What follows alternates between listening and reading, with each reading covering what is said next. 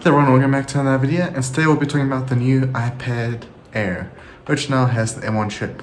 Before we get started, please be sure to be subscribed to the channel, and if you want to check out my other channel, it will be in the link in the description. But let's get straight into the topic.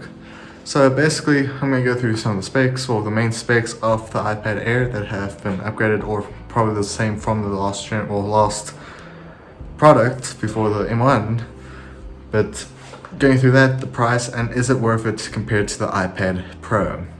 So starting off, it has 5 unique colors, and actually 5 beautiful colors, which I honestly forgot some of the names of the colors, but they are space gray, starlight, I think pink, blue, and I think white, I'm not sure, or silver. But those are the 5 colors. Then you're going straight to the display. You get a 10.9 inch liquid retina display, which is Apple's own unique display, which is a very nice display. I mean, I think it's close to 2K or 3K quality, or even 4K, but it's a nice display. Going straight to the storage, there are 2 options: 64 gigs, which is also not going to be enough due to some projects you might be doing on the iPad Air with the M1 chip. So the next option will probably be the 256 gigabytes option, which is probably going to be a better fit for the iPad Air.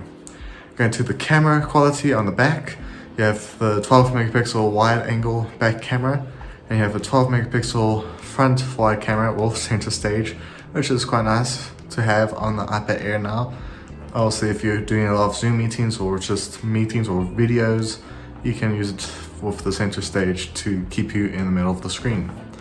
Going to the port that you have, the USB-C, which is also used for not only for charging, but to connect other devices to it, so you can use it for photography, videography, probably like MIDI controllers as well for music, for example, and even more.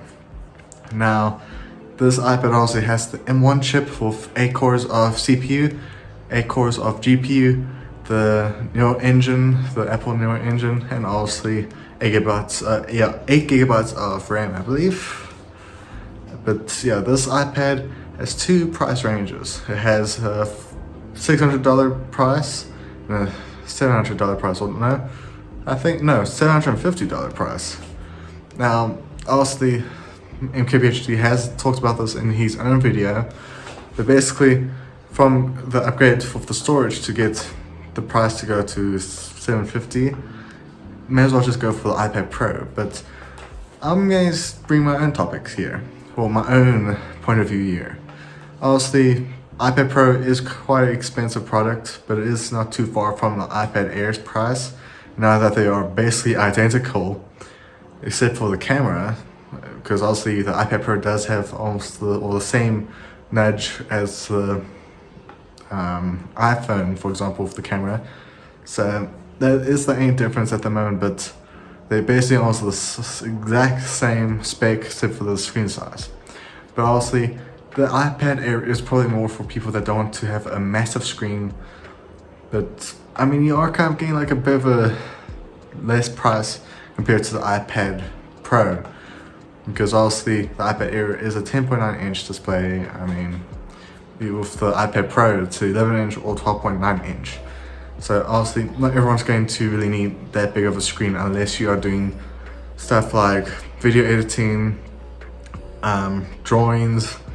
There's a lot of things you can do with the iPad Pro with the size of the screen. But I'll say the iPad Air is probably going to be used mostly for people that don't want to have a massive screen that they can just use in bed to watch Netflix, or to use as a little monitor, or even just to dump all the photos onto the iPad for editing, which is also going to be easy. But I'll say the iPad Air is worth it, but do take consideration that you can probably get the iPad Pro for a little bit more bucks. But that's all to really say for today's video. If you guys enjoyed, please be sure to like, comment, subscribe. See you guys in the next video. Please be sure to have a great day.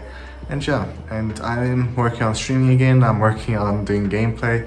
And next week there is going to be a bit of a change with the upload schedule, with Mondays being Motor Monday, Tuesday being Tech Tuesday, and Friday will be Random Friday. Because I want to try to get this channel to grow as much as I can and just to provide more content. I also hope you have a great day. See you guys in the next video and be safe. Bye.